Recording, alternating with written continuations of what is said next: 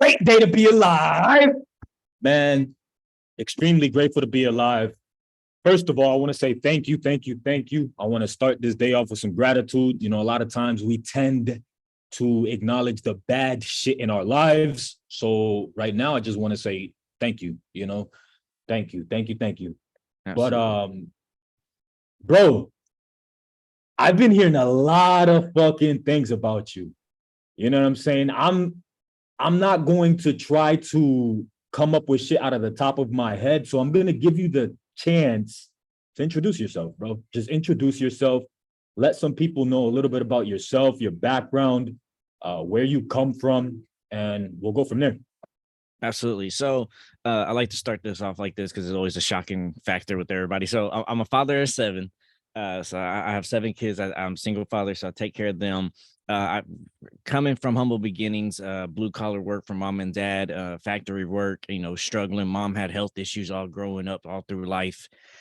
So we always had to kind of grow up a little bit quicker. At the age of 3, my mom had a heart attack. I had to call 911, save her life at that. So it's been like that since like ages of 3. Mom's had brain aneurysms, strokes every year.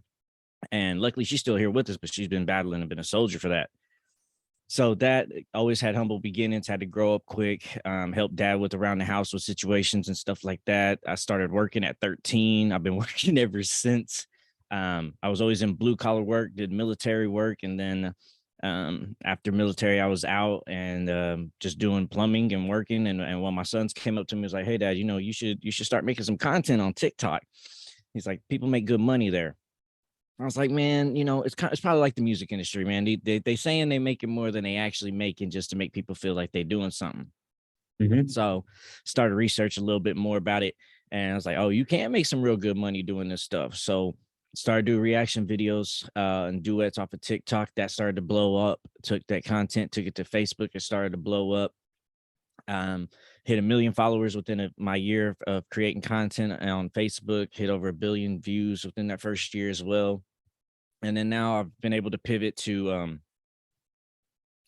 I've been able to pivot to teaching people how to monetize social media, not only just with TikTok, with Facebook, with YouTube, but like your Twitches, your Rumbles as well. And not even just that, of teaching them how to make money and monetize social media without ever having to be on camera with memes, posts, all sorts of different content. So I've been able to grow and I've been able to help others achieve their dream and make money off of social media and monetize. And that's what I've really been focused on here lately, is helping other creators that have this dream to try to achieve it and accomplish what they're trying to do and quit their 9 to 5 so they can be financially free.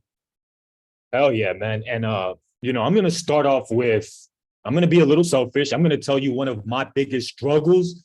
And at the same time, maybe you could give some suggestions and maybe help somebody else. If not me directly, maybe help somebody else in this process as well. But Absolutely. one of the biggest things for me has been finding a niche. So my approach has been take action, spray, and keep pushing forward until something hits, until I catch traction. And then at that point, I thought maybe I should start structuring the way I want to make money.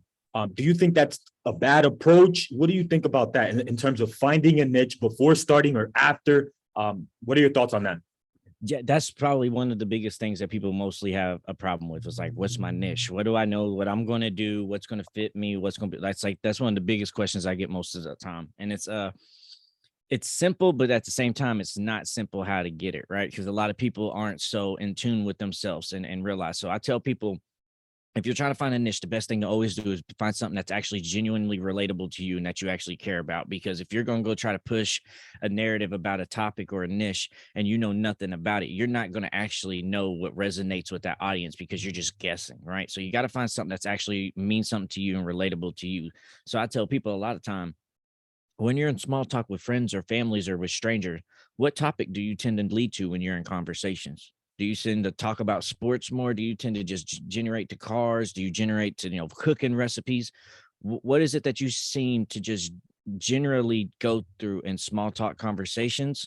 And usually that right there is where you can start finding niche, because you got to find something that you genuinely care about, genuinely passionate about, and genuinely know something about. Because you want to, biggest thing I tell creators is that whatever you're doing, yeah, you're putting out content, but you're adding value to your viewers, right? So you got to make sure that what you're putting out as content is relatable and is genuine, because people within that niche that actually care about that niche and actually are a part of it, they're going to know when you're not genuine. They're not going to interact with the stuff if it's not relatable to them within that niche. So a lot of people will try to go, well, I'm gonna go do this because I know this niche is really good, but then they know nothing about that niche. And they're like, oh, I thought this niche was going to be good. Well, you didn't really know it well enough to have it resonate with the people you was actually trying to reach. Those people that you were trying to reach could see that you wasn't genuine in what you were posting about and what you were doing, that you had no context to it, right? So just find out what you usually just gravitate to in normal conversations and everyday talk, and usually start building off of that with your niche, because it's a lot better if you actually care about something and actually know what you're talking about, because then that's going to resonate with the people a lot more. People can tell and see if you're genuine and if you're fake from a mile away. They're going to be able to see it. Got it. So when you started, were you already on the main niche that you were educated on, or did you pivot throughout your journey? Because that's where I want to get at, right? So again, I'm about taking action versus over analyzing. So that's where this question comes from. It's not so much about being ingenuine or trying to do shit that I don't believe in. It's actually just not being proficient at it or being competent enough to lead somebody in it, right? So that's where I'm at. But for you, did you start off educated enough to start teaching a crowd? Did you start somewhere else and pivot as you were taking action? How was your journey? Yeah, I actually had to pivot. What I started out doing as content in my niche wasn't actually what I do now. When I was first starting off as plumbing, I was doing music promotion on the side to make extra money, right? So I would tell people like, hey, I was working with Organic Music Marketing and other sister companies with them. So, hey, bring in artists, get your Spotify, get your YouTube, get all that. So I was trying to make my content around that to help bring in more clients for music promotion. So I do like music reviews, do content with local artists, music on it and all that stuff to help generate views. But that stuff just wasn't taking off. So then when I was starting to react to music and music mashups. And then that's what started to hit.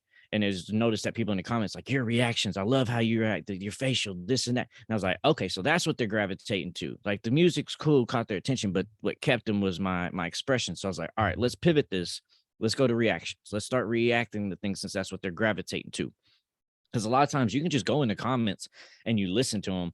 They're going to tell you what brought them to that content and what kept them around. There's so many people like, oh, it was this for me, or I can relate because I've done this so many times, or I thought I was the only one. Really like how I've had creators, they're like, I don't know what it is to figure out what to hone in on. And I go through his comments and I'm like, hey, bro, everybody seems to like your blue eyes.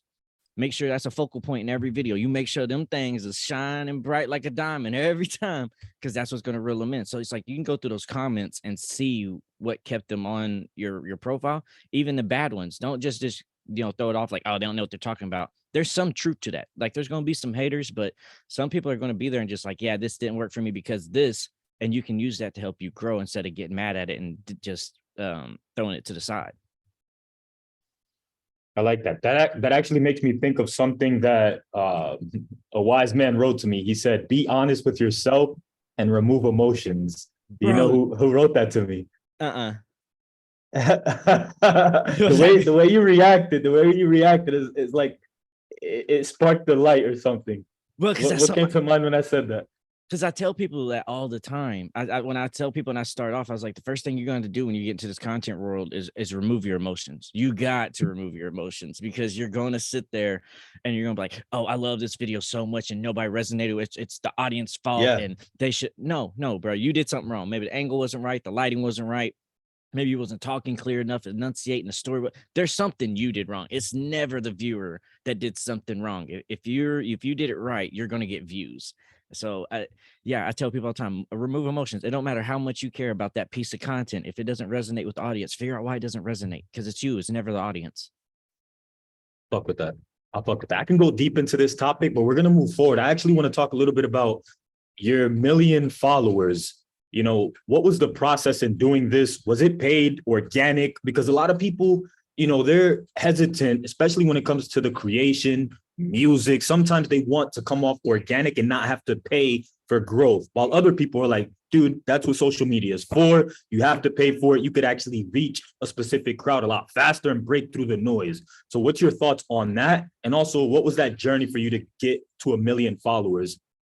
So for me, I haven't paid for ad revenue. Everything I've done has been completely Yeah. organic.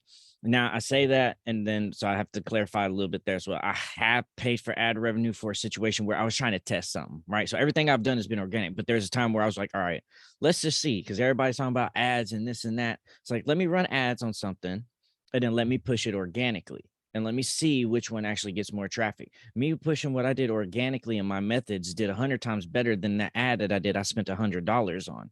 Like that ad I spent $100 on, I got 2,000 hits, but me pushing it organically, I got 200,000. So I was like, no, there's no sense in me pushing that. I got a funnel I've already built up organically. And for me, it was just engaging and creating moments for people. So if they came to my content and they commented on it, or if they shared it, so like in a Facebook situation, if they commented or shared on it, I'm gonna go back, I'm gonna heart their comment, because hearts do more on Facebook than likes. So you get 10 times more push on the algorithm with a heart than you do a like. So I'd go heart their comment, I'd reply to their comment. Then if they shared it, I would go heart the share of the post that they did on mine, and then comment on there to say, hey, thank you, I appreciate that. So then there's 4 moments I just created for them on my profile that other people are going to see that I'm engaging with my followers. That person is following me, no matter how big of my size is, they're following me and looking to me as a creator. So they're going to go tell their friends, hey, look, this person I'm following, they didn't interact with me. They did da da da da da. So then you get word of mouth promotion.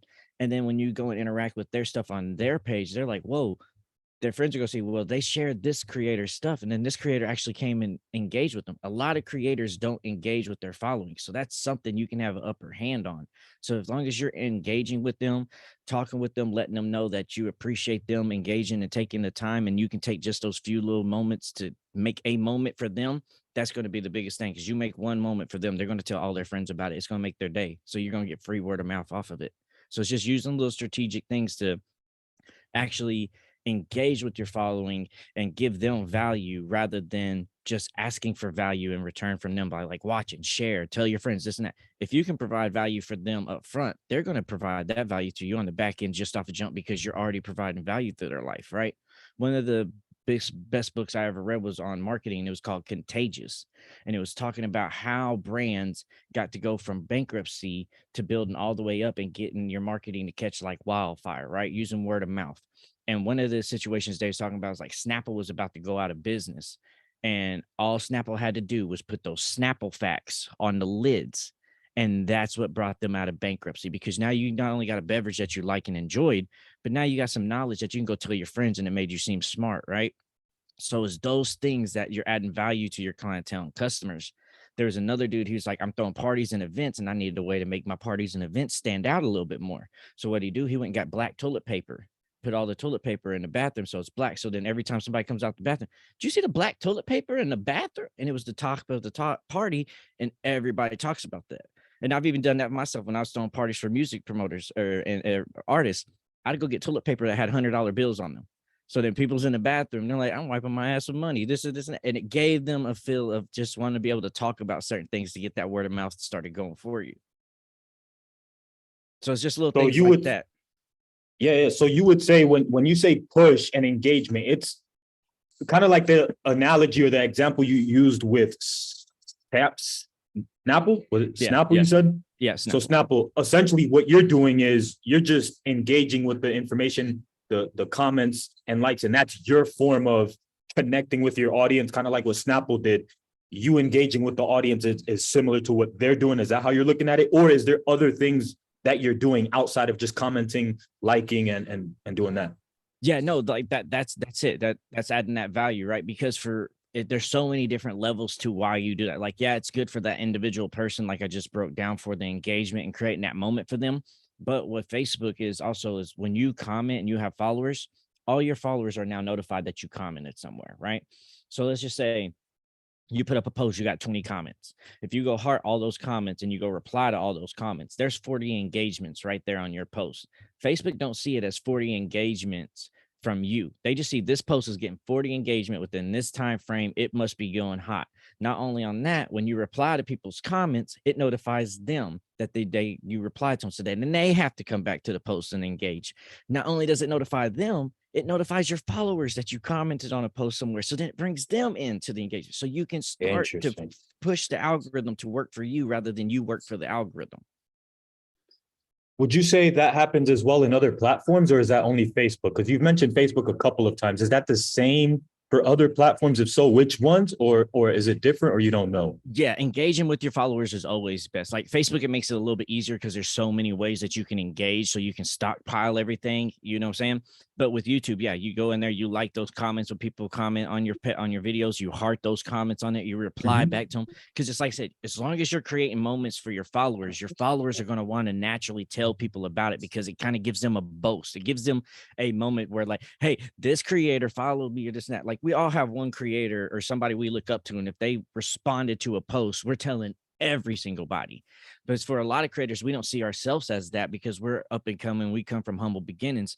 But you have to realize that for some people, you're that moment. So just by interacting with people, sometimes you make their day like that. So yeah, pushing out an engagement on all platforms is definitely going to benefit you because it makes those people feel like they're special, and you give them a personal touch rather than feeling like you're just trying to pull something from them, which is views or money. Yeah, I agree. Puts a personal touch to it. I mean, I remember when I got a follow from Gary V. Oh Bro, yeah. so I know exactly, how that felt. And I try not to be the fan type of dude, but I can't front. You know what I mean? When I got that, I was like, bro, this dude is clearly at another level, and he took the time to actually do that. So it does mean something. And I actually relate. I see exactly what you're talking about. Is there such thing as wrong followers versus good followers? Is there I, such thing as that? Yes, but I have a troubles of figuring out how to word that because, like, I don't like how, and I word it the same way, and I don't like wording it, so I'm trying to figure out a different way of wording it. But there's definitely a way of getting the followers you want against the followers you don't want, right?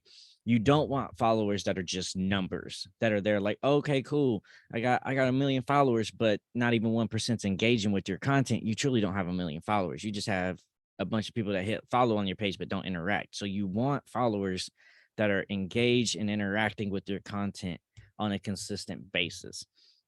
So, like we saw before, making those moments, engaging with them, talking with them is what's going to help make sure that you're driving the right followers to you rather than the one followers that saw your video one time, liked it, and it followed you just because they liked it, but never come back and check out your content. So you are looking for the right followers, and you want followers that engage. So by you engaging with them, it's going to show you that they're like, you always got to give something before you're asking for. So yeah, you want the right one. So that engagement is what helping you build that up. Otherwise, if you just keep pushing out content, people's following you and you never engage with them, they see that content. And then most time they're not even coming back because you didn't engage them to bring them back.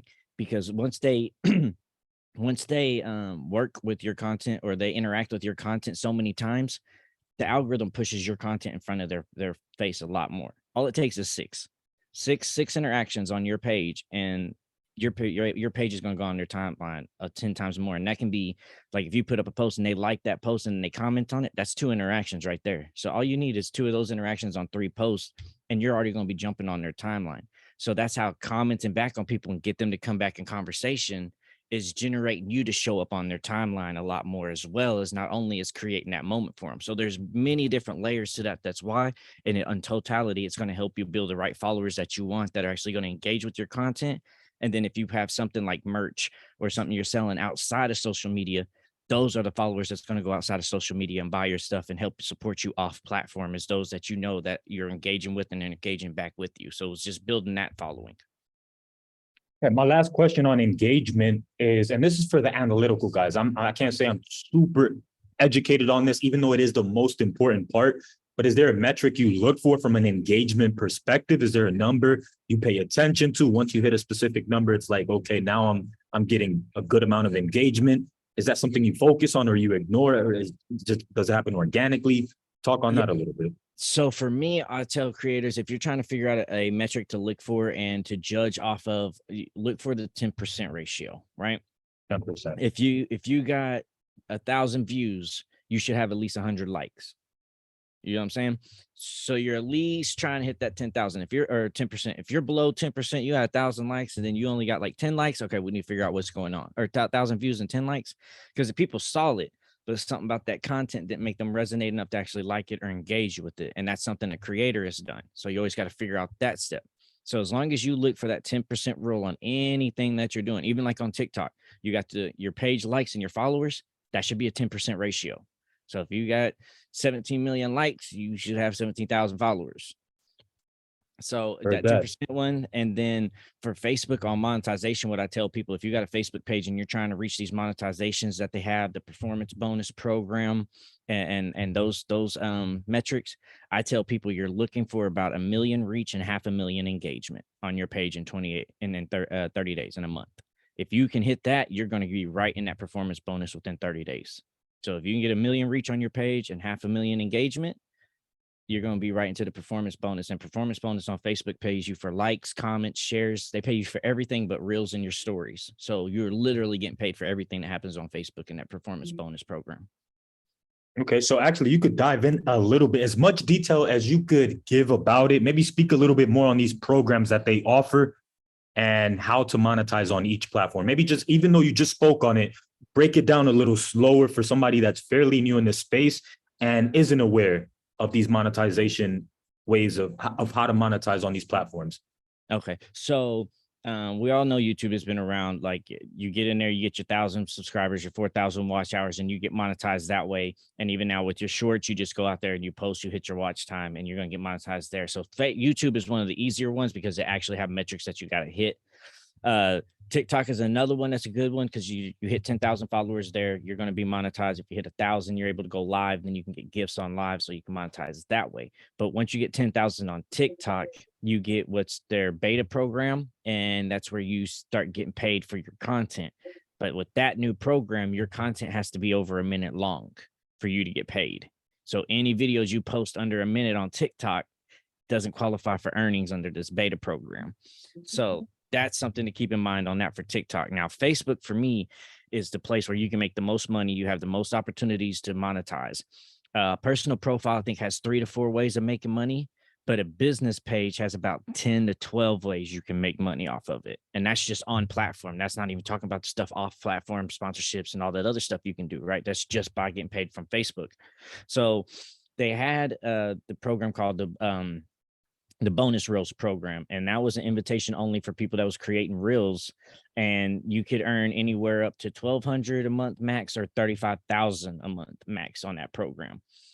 That program has gone away. Then they brought in a new program called ads on reels, and basically ads on reels is the same thing. They're paying you for, they put ads onto your reels on Facebook, and they're paying you a split. You get 55%, they get 45% of the ad revenue.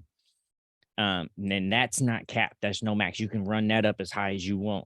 So that's the good thing about them. A lot of people's like, well, I hate that they got the bonus program going away. Well, there's a max. There's months, bro, I would hit my 35,000 within a couple of weeks, and then the rest of the month I'm posting content and not making money at all because I've done hit my max. So now with the ads on reels, you can run it up 6 figures if you got enough engagement with it. So the ads on reels thing has been a real blessing. I know a lot of people don't want to talk bad about it, but you can really earn a lot more money. A question that comes to mind, before you go too deep into this. So when you do these, is it upload directly on Facebook, or are you able to, for example, if you upload it on YouTube, share that on your Facebook and still get the same end result? Or is there a difference in how you upload? Yes, definitely upload them independently to each one. And that's a good question, because a lot of people's like, well, I post on Instagram, then I just have Instagram share it over to Facebook for me. Don't do that. Don't do that, because you're only going to get monetization credits for Instagram and not Facebook when you do that. So you got to post it independently. So if you go make something on TikTok, take it down off TikTok, go post it to Facebook yourself, go post it to Instagram yourself, go post it to YouTube Shorts yourself. So I tell people all the time, go make 6 to 9 pieces of content a day. Then you take that 6 to 9 and then you go post it everywhere else. So if you got 6 pieces of content, you go post them on 4 different platforms. You got what, 20, 24 posts right there throughout the day that's already circulating the internet for you. So, and with Facebook, they don't like third-party links. right? So if you put a link in the description or you put a link on your photo, they don't like that. They have AIs checking that out. That's like you walking into Burger King and yelling out, "Hey, everybody, we should go to Subway." They're not going to be too kind about it, right? Gotcha. So those third party links, and what I tell people is if you're trying to push a link, like if you got content on YouTube and you really can't push it on Facebook, you make a post in a way that grabs your viewers' attention. For me, I use memes. I go use a meme, grab their attention off of it, and they interact with that. Then I'm putting my link in the comments. That way, it's not getting shadow banned by the algorithm. Um, it's in the comments, so it helped me with the engagement interaction on that. And then in that situation as well, I'm also adding value up front, which is that meme to give you entertainment before I'm asking for you to check out the link that is in the comments. That you have to first be finding value in that content before you even check the comments, right? So that's that workaround. If you're trying to do third parties, you always put your links into the comments. But yes, post it independently there, and never share them across platform, because each platform pays you and you never want to leave money on the table. Even if you're only getting like cents or a couple of dollars from those platforms, you never want to leave that money on the table, because you never know when a clip is going to take off and you might be able to hit something. One of my creators page, he's been monetized for a week now on Facebook on ads on reels, and in that week he made 100. And but then yesterday one of the videos took off and he made $100 just yesterday. So he had 107 days, and one day took off and he made what he made in a week and a day off of his content. So you never know what content's actually going to hit.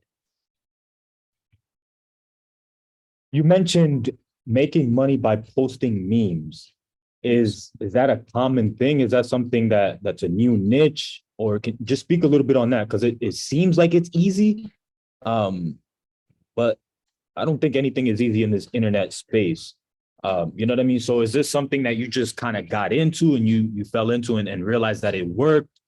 You also mentioned value and entertaining, right? So that's your definition of value. Me, when I think of value, I'm always thinking about trying to educate and do all this shit, but you just changed my whole paradigm when it comes to value. It doesn't necessarily have to be always educating and trying to fucking uplift someone.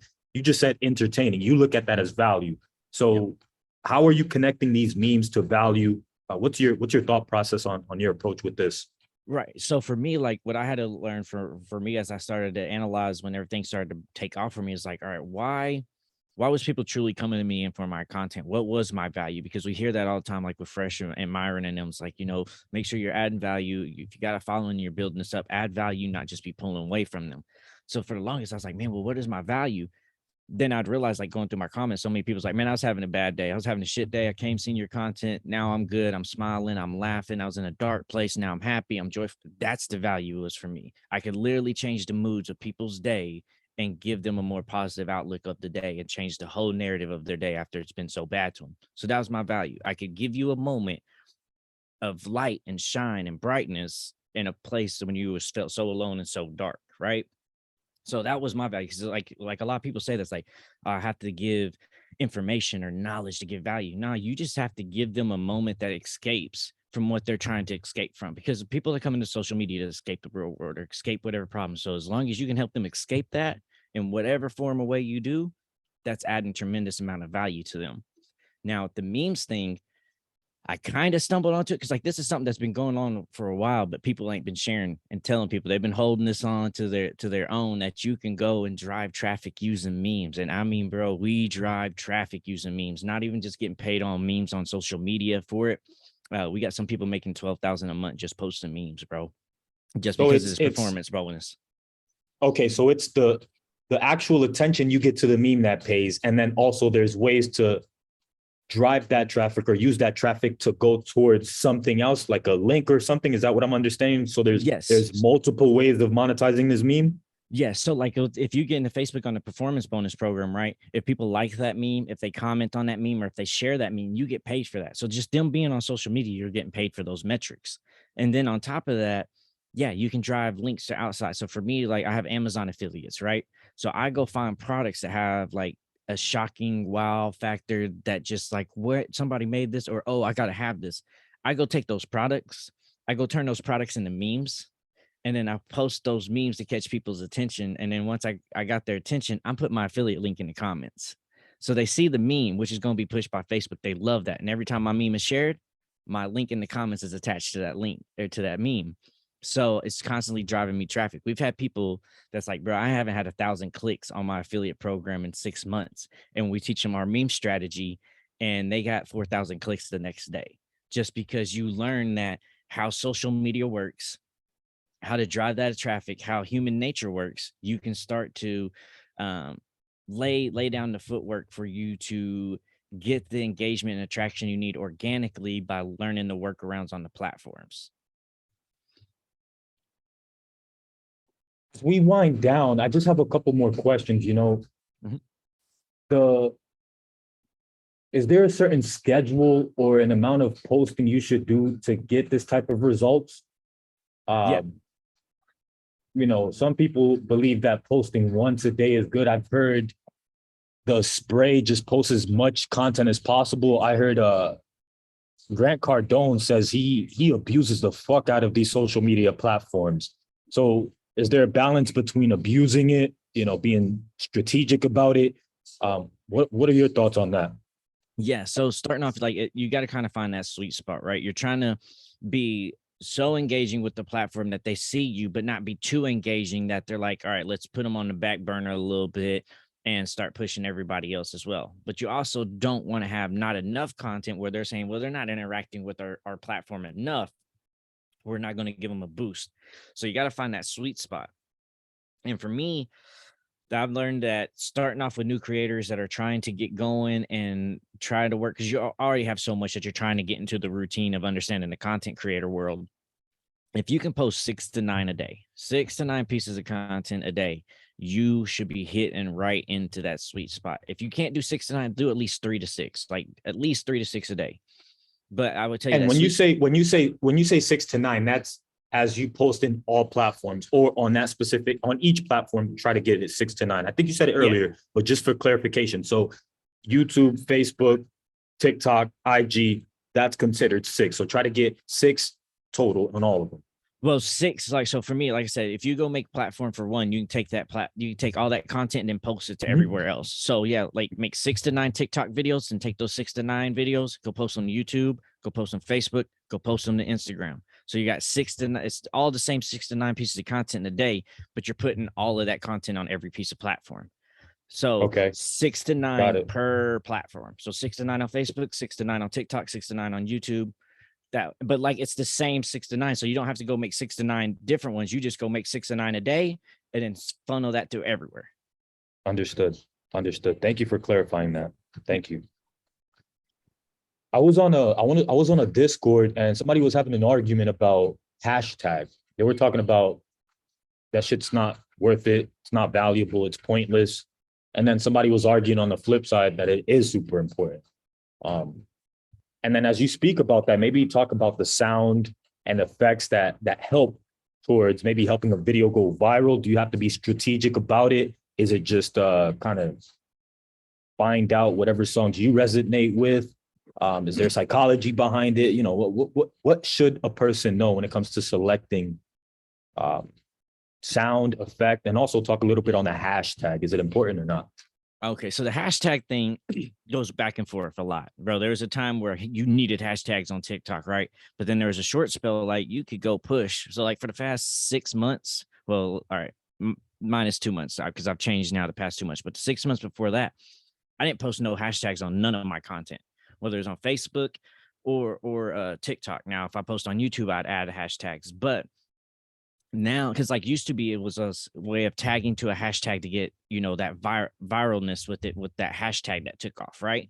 Now these platforms are kind of changed how they use hashtags, and hashtags is now kind of like the Dewey Decimal System for content. So don't be using hashtags that are just viral on your content. You use hashtags that are actually relevant to your content. Like we know about a year ago, we saw people that be on TikTok, they have a viral hashtag on there, but their content had nothing to do with that hashtag. It'd be like food hacks, this and that. And then you're seeing a video of some teenager dancing, but it still went viral because that hashtag was viral. Those days are done with, because if you use that viral hashtag and it's like, food recipes and you're dancing, well, they're using that hashtag to find the audience now. So, okay, hashtag food recipes, they're pushing out that content to people that actually is looking for food recipes. And then you pop up dancing, you're already getting slide past because that's not the audience you're trying to hit. So don't go towards the viral hashtags. Go to the hashtags that are relevant to your niche, while also pushing virality. So for me, I tell people, if you're going to use a hashtag, your sweet spot is either over 1 million uses for that hashtag or under 5,000 uses for that hashtag. Okay. It's kind of like the stock market, right? The million ones, they do good. So you can kind of piggyback on there, but they're, everybody's using them because it's hot. It's a high use, right? Now, the ones that are 5,000 and below, sometimes you can catch one right before the trend and you can blow up with it. So that's why you're trying to hit both. You're hitting ones that is already good while hitting some that are at the bottom that can potentially you blow up with, right? And then, so that was the hashtag and sounds. So with sounds, I am very, very strategic about this. The music industry has helped me with this tremendously. We all know, if we've been in the music industry, whenever a new artist comes out with a new song or a new album, that record label has promotion and running ads all through that. Anything that's attached with that audio, that record company has paid promotion ready for it, right? So knowing that, you can use other people's marketing and budgeting as your budgeting, right? So Future comes out with a new song this week. Guess what the fuck I'm doing? I'm putting Future on all my fucking audios. Bow, bow, bow. If I had a soundboard, I'd bow, bow. This is fucking bombs right here, G. So fucking crazy. You take that because Future got a new song out. They're dropping millions as a record label and they're trying to make that song go viral. So anytime, and that the network now is social media and people love that. So new songs come out, go use that song, attach it to your video because there's paid promotion behind that audio that you don't even know about. And it's going to get pushed automatically because the record label wants anything that's attached to that song pushed. They want it heard as many times as possibly, right? It's TV programming, radio programming. The more they get you to hear it, the more they can program you to like it, right? So just use those other people's strategies, use their budget, use their marketing to your advantage. Wow. Wow, bro. I as much as I love to provide value and give the world as much free knowledge as possible, I want to be respectful of your time, the amount of work that you've put into accumulating all of this information. Do you have a place where people could find you, maybe start actually working with you directly and getting some sauce on a more personal level? Yeah, absolutely. So all my social medias are under Leonard Firestone, or you can go at 1L Firestone for the handle. Right now, we do have a meme course that are teaching y'all how to make money off of memes, whether you want to be on camera or off camera. We're teaching y'all how to do that on and off platform. You can go to memeprofits.com/money and you can sign up that way for that. And it's going to be a 6 weeks course. We're diving into everything.